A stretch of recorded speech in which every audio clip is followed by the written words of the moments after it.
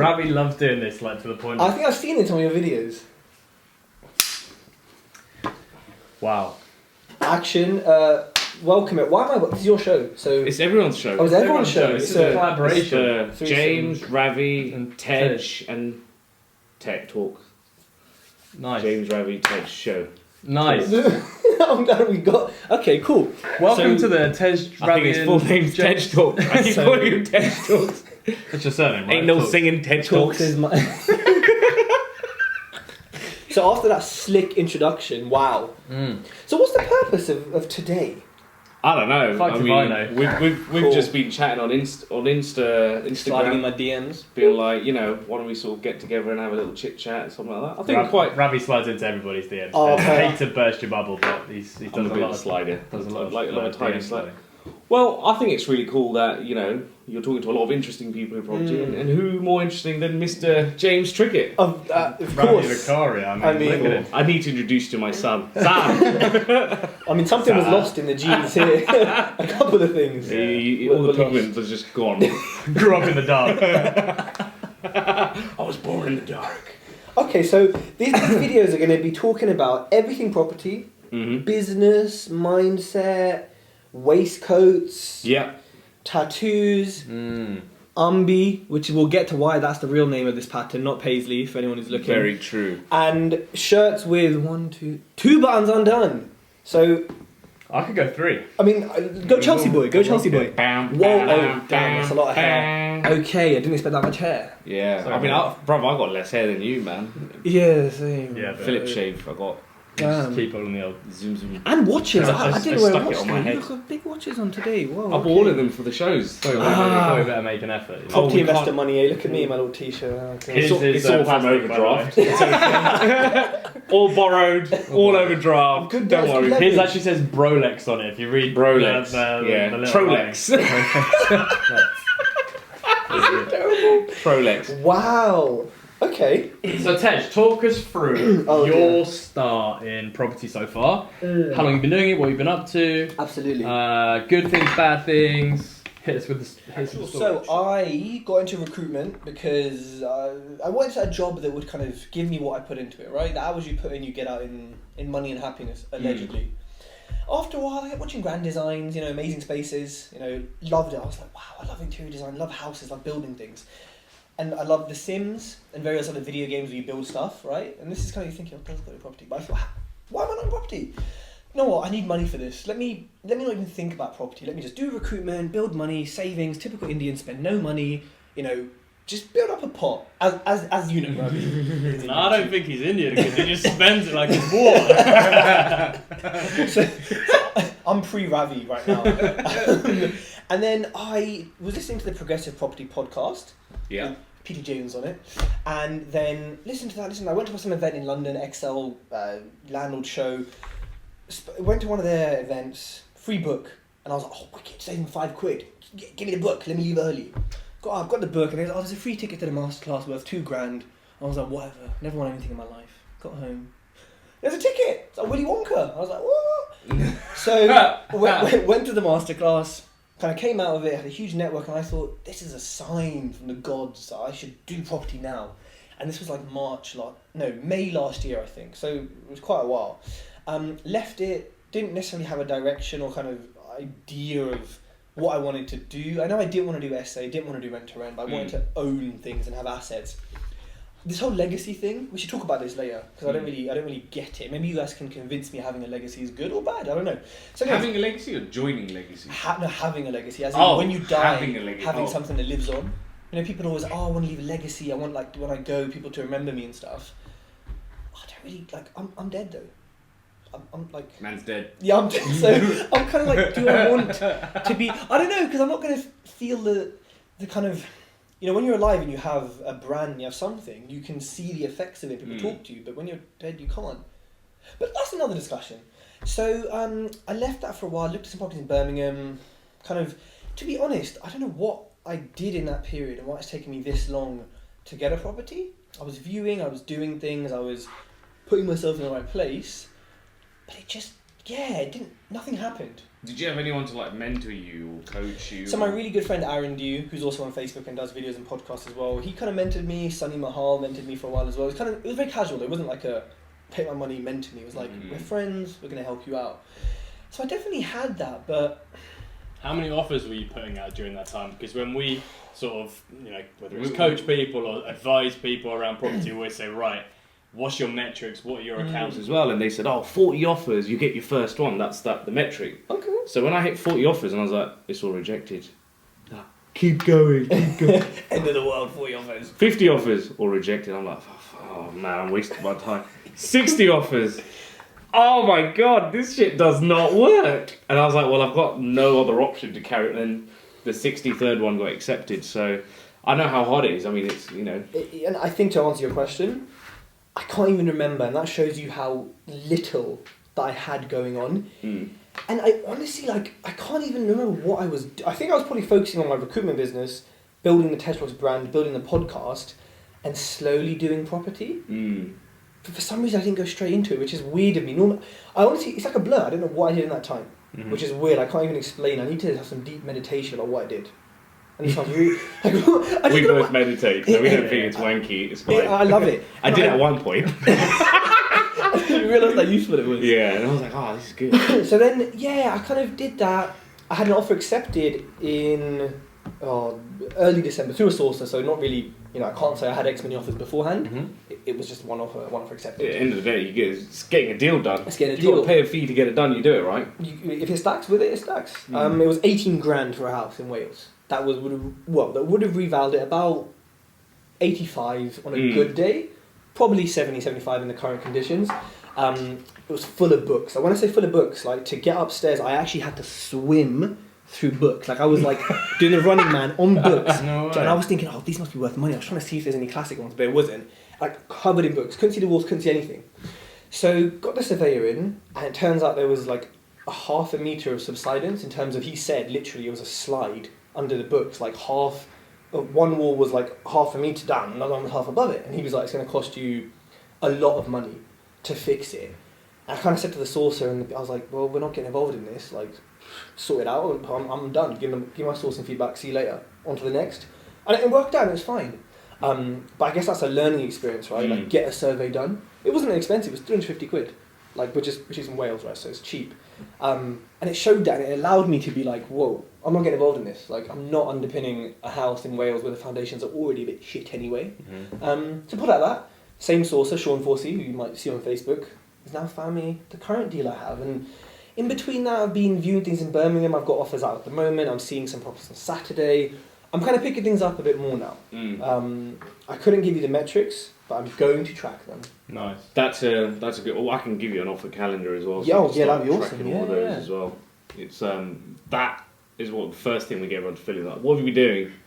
And we're like, I've done so great. Fill it all in, and we'll see how much. You've not, and you know what? 9 times out of 10, when I got forced to fill it in, I realised I'm actually not doing enough. Yeah. Because as soon as you fill them all in, you're like, I saw this one, and then you go into your spreadsheet, you're like 10, and you're like, well, that's all that work. It wasn't. Yeah. Numbers don't lie. I was like, but it took me so long.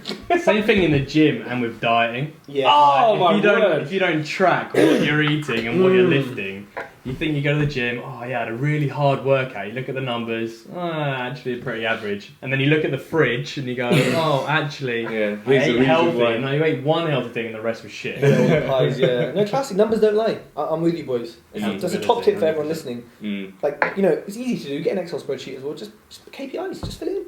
Make it happen. It's hard to hold yourself accountable to it because just before we were setting, I was like, I forgot to put this offer in. It was sat there in a draft. But when you're not sort of held accountable to anyone, you can just keep quiet. You can go, well, no one's going to shout at me. Whereas, me and him, we've got a knife at each other's throat 24/7. I believe that. Did you? Sure. Probably one of the biggest things I'd say to you, look at getting an account, someone that you can hold you accountable. And your friend Aaron and Sunny, perfect. Yeah. If they hold you accountable and stuff like that. They do, and I need to get back on, because I do have someone called Josh as well, who we would hold each other accountable. We both kind of focus on other things, and now we're kind of getting back into property. So I'm definitely going to say to him, look, every week you got to text me this. It's got to happen. You know what I mean? Because to get to a stage that you boys are at, sending out all these offers, all I'm hearing is block of flash this, and I'm thinking, okay, the GDV's big on these things. It takes what you're talking about, which is offer, to get there. And I think a lot of people new in property, like the course has said to you, 40 offers, which is good. I mean, credit where it's due. Good of them to say that. A lot would just say, oh, a couple of rejections, there's your deal. It takes a lot, you know? Like from working in recruitment as all I know, I'll phone 100 clients. I might win 3. Yeah. Happy days. Right? And like people, training courses don't tell you that. So everyone listening, like just take that on board. Yeah, 100%. I think the other thing about putting a lot of offers in is that it takes away deal heat. So we find a lot of people, especially when you're starting out in property, you've got some, let's say you've got 50 grand in your back pocket, it's doing nothing in the bank, it's burning a hole in your pocket. What are you going to do with that money? You go and view a property, it's the perfect property, oh, it's great for rental, huge demand, I spend a little bit of money on it and it's going to be revalued at 100 grand, the perfect deal. But their offer at 50 grand gets rejected. And they go, okay, what about 55? What about 60 grand? What about 70? And they end up paying 85 grand for a 100 grand house that needs 15 grand spend on it, and you might as well not have bought it. So I think putting multiple offers out reduces your psychological neediness for that deal to work, and therefore you tend to get it at a better price. We had deal heat recently. Yeah. So like we've been buying businesses for the last year-ish. Year or so. And we had a couple of deals on the table. And me and him were just like, oh, we need to close it. Even if we have to put extra and overpay for it and all this stuff. And our advisor was going, you guys are being idiots. Like, you got deal heat. And we were like, yeah, but, we need to get going. We need to do this.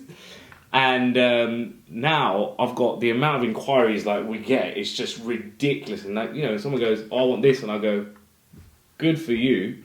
This is where we're at. If you want to have a solution, we're a solution. Okay. Happy to keep the relationship, but if someone pays you that, I'm over the moon for you. Next, and we just go boom, boom, and even like we're struggling together. Go like, have you chased this one up? Have you chased that one up? Have you chased? And we're like, but it's kind of like we don't even want any of the deals now. Do you know what I mean? Yeah. We're like, this has to be deal of the century for us to say yes, because we've got people lining up.